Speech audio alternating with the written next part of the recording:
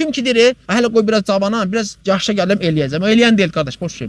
Deyirdin, pensiya satanda eləyəcəm, amma bir şey qalmayıb sənin ömrüvə. Hələ bilmək olmaz nə qədər yaşayarsan. O cavanlar var, bugün görsən nə qədər cavan insanlar ölür həyatda. Çox da belə işdən filan kəs öldü, filan cavan oğlan. Niyə? Çünki həyatı təqdir eləməyib bax, sən yazmamısan həyatını. Sənin ixtiyarında deyil, mən yazmam, mən 40 il yaşayacağam, 60 il, 55 il. O sənin işin deyil, onu Allah yazır. Və son nə vaxt bitəcək o saatın var ya, əqrəbin dayanan vaxtı var ya, o batareyanın. Onu da sən bilmirsən. O saat bir gün dayanacaq, sən xəbərin də olmayacaq vallahi. Ölüm gələndə mənim qapın döyür girir, onlar girin. Bunu demir axı. Baxmır, vallahi ölüm cavana baxmır. Allah bir vaxt təyin edib sənin üçün, mənim üçün, hamımız üçün. O vaxt yetişdisə, nə bir an gecikər, nə bir an sonraya qalar. Yox, qardaş.